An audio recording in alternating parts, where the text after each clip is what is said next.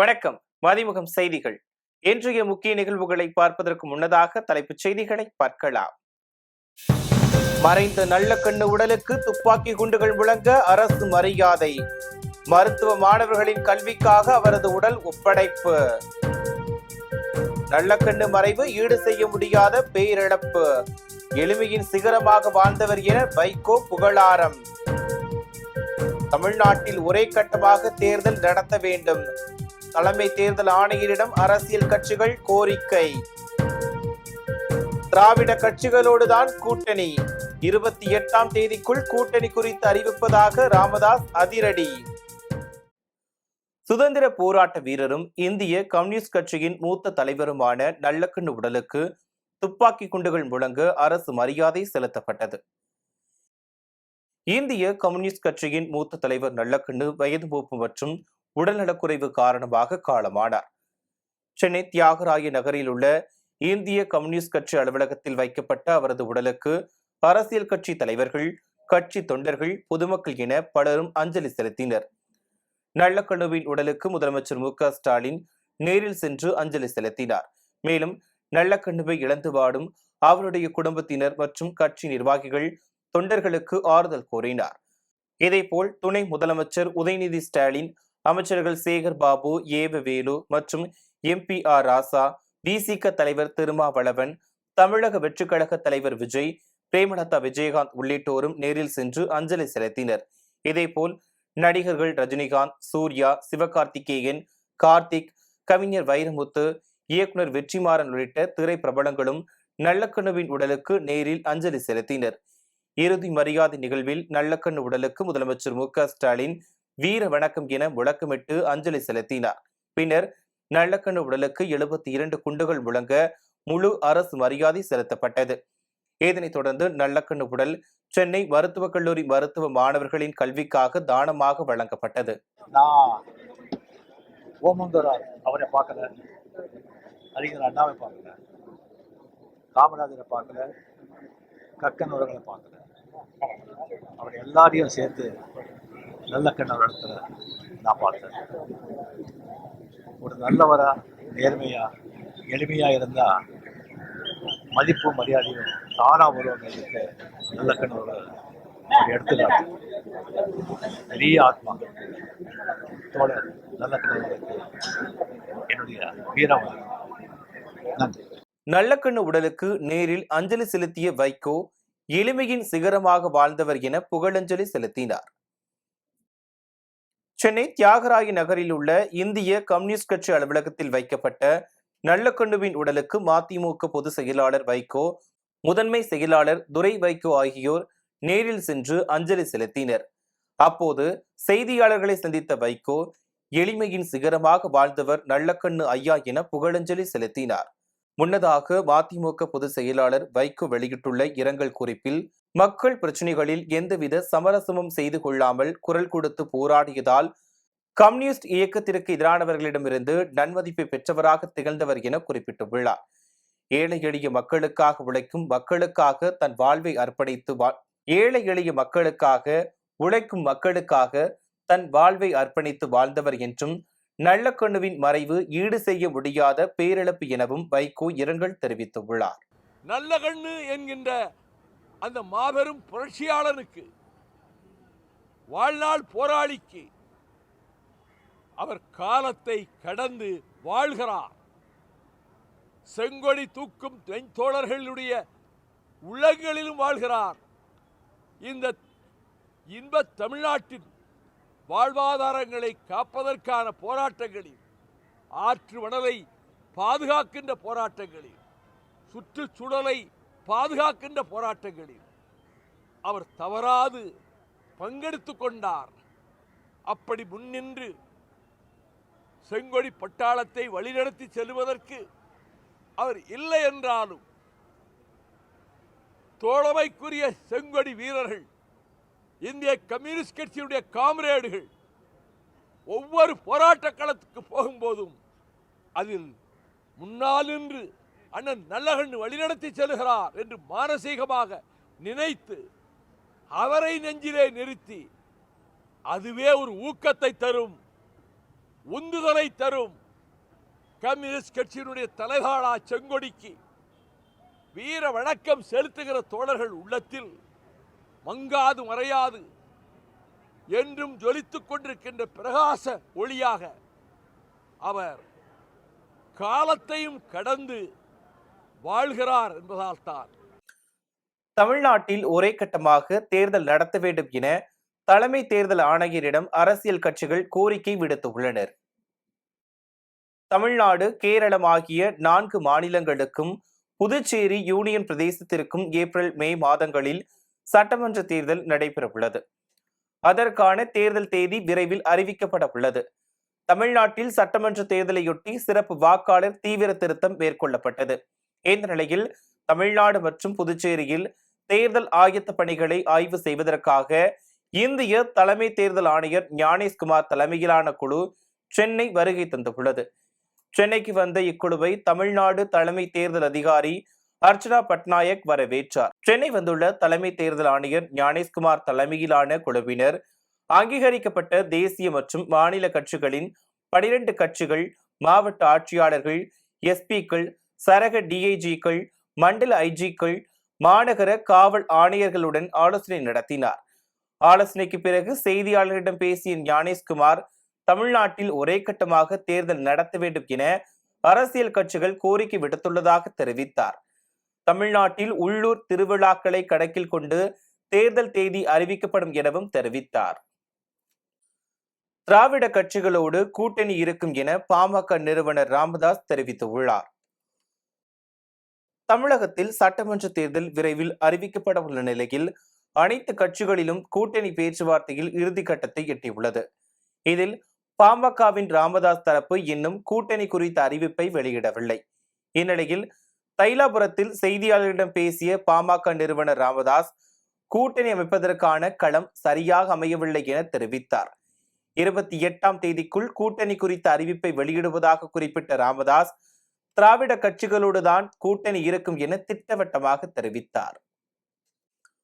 புதிய கட்சிகள் தொடங்கியுள்ளவர்களை பற்றி கவலை இல்லை என்று அமைச்சர் ரகுபதி தெரிவித்துள்ளார். புதுக்கோட்டை மாநகராட்சிக்குட்பட்ட பல்வேறு பகுதிகளில் 1,95 லட்சம் ரூபாய் மதிப்பீட்டில் புதிய சாலைகள் அமைக்கும் பணிக்கு அமைச்சர் ரகுபதி அடிக்கல் நாட்டினார். இதில் புதுக்கோட்டை சட்டமன்ற உறுப்பினர் முத்துராஜா, மாநகராட்சி மேயர் திலகவதி செந்தில் உள்ளிட்ட பலரும் கலந்து கொண்டனர். இதனைத் தொடர்ந்து செய்தியாளர்களை சந்தித்த அமைச்சர் ரகுபதி, திமுக கூட்டணியில் யார் வேண்டுமானாலும் வரலாம் என தெரிவித்தார். ராகுல் காந்தியும் எங்களுடைய தலைவர் தளபதியும் பேசுவதுதான் முடிவு, அதுதான் இறுதி. அதில் நிச்சயமாக எங்களுடைய தலைவர் அகில இந்தியாவிலேயே எந்த ஒரு கூட்டணி கட்சி தலைவரும் இந்த அளவுக்கு மற்ற தன்னுடைய தோழமை கட்சிகளை அனுசரித்து அரவணைத்து சென்றதாக ஒரு வரலாறு கிடையாது. அந்த புதிய வரலாறை கடந்த 10 ஆண்டு காலமாக தமிழக அரசியல் வரலாற்றிலே உருவாக்கி கொண்டிருப்பவர் எங்களுடைய தலைவர் தளபதி அவர்கள். எனவே நிச்சயமாக அவர் எந்த காலத்திலும் தன்னை விட்டு எல்லோரையும் அரவணைத்து செல்லுகிற நல்ல குணம்தான் எங்கள் தலைவரிடத்தில் இருக்கிறது. விட்டுக் கொடுப்பவர் கெட்டுப்போவதில்லை என்கின்ற பழமொழிக்கு ஏற்ப எந்த காலத்திலும் அவருக்கு கெடுதல் வராது. இன்னும் தொடரப்போனால் திராவிட மாடல் ஆட்சி 3ம் தொடரும். தமிழ்நாட்டில் காலியாக உள்ள 6 மாநிலங்களவை உறுப்பினர் பதவிக்கான வேட்புமனு தாக்கல் தொடங்கியது. மாநிலங்களவை எம்பிக்களாக உள்ள திருச்சி சிவா, கனிமொழி, சோமு, என்ஆர் இளங்கோ, அந்தியூர் செல்வராஜ், தம்பிதுரை, ஜி.கே. வாசன் ஆகிய 6 பேரின் பதவிக்காலம் ஏப்ரல் மாதத்துடன் முடிய இருக்கிறது. இந்நிலையில் இந்த 6 இடங்களுக்கான தேர்தல் மார்ச் 16ஆம் தேதி நடைபெறும் என்று தேர்தல் ஆணையம் அறிவித்துள்ளது.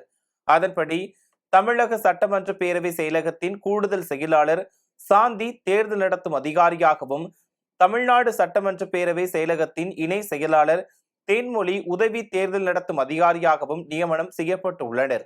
இந்நிலையில் இதற்கான வேட்புமனு தாக்கல் தொடங்கியது. சென்னை தலைமை செயலகத்தில் உள்ள தேர்தல் நடத்தும் அதிகாரி அலுவலகத்தில் காலை 11 மணி முதல் மாலை 3 மணி வரை வேட்புமனுக்களை தாக்கல் செய்தனர். நெல்லை, விருதுநகர், ஈரோட்டில் மினி டைட்டில் பூங்கா அமைக்க முதலமைச்சர் மு.க. ஸ்டாலின் அடிக்கல் நாட்டினார்.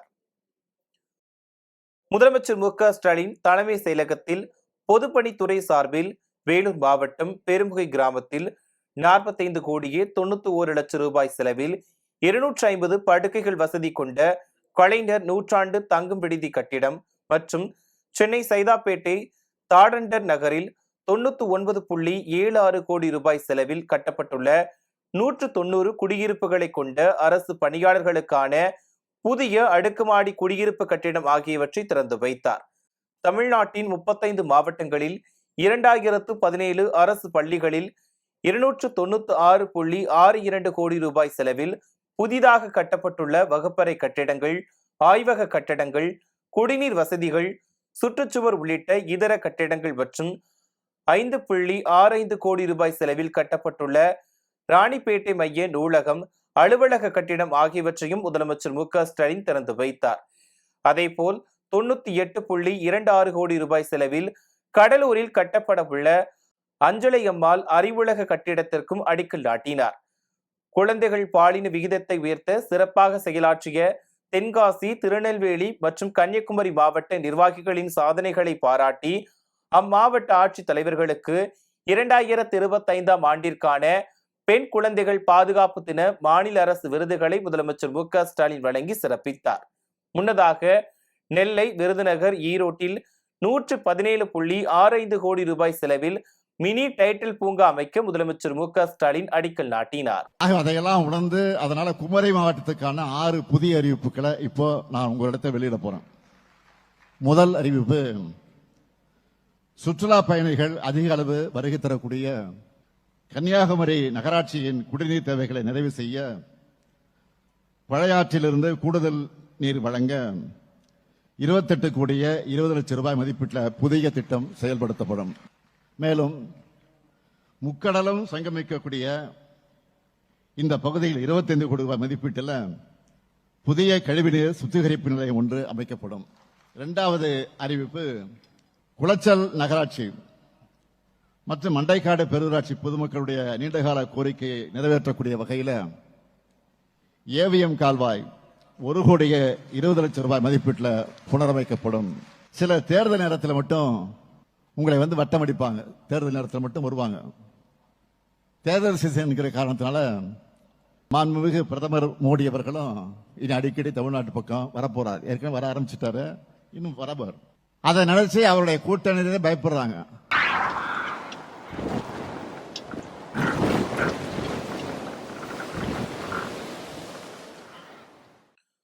தமிழகத்தில் 3 நாட்களுக்கு மிதமான மழை பெய்ய வாய்ப்புள்ளதாக வானிலை ஆய்வு மையம் தெரிவித்துள்ளது. இது தொடர்பாக வானிலை ஆய்வு மையம் வெளியிட்டுள்ள செய்திக்குறிப்பில், தென்னிந்திய பகுதிகளின் மேல் ஒரு வளிமண்டல கீழடுக்கு சுழற்சி நிலவுகிறது. இதன் காரணமாக தென் தமிழகம், மேற்கு தொடர்ச்சி மலை மாவட்டங்கள் மற்றும் அதனை ஒட்டிய மாவட்டங்களில் ஓரிரு இடங்களில் இடி மின்னலுடன் கூடிய லேசானது முதல் மிதமான மழை பெய்யக்கூடும் என வானிலை ஆய்வு மையம் தெரிவித்துள்ளது. ஏனைய தமிழகம், புதுவை மற்றும் காரைக்கால் பகுதிகளில் வறண்ட வானிலை நிலவக்கூடும் என தெரிவிக்கப்பட்டுள்ளது.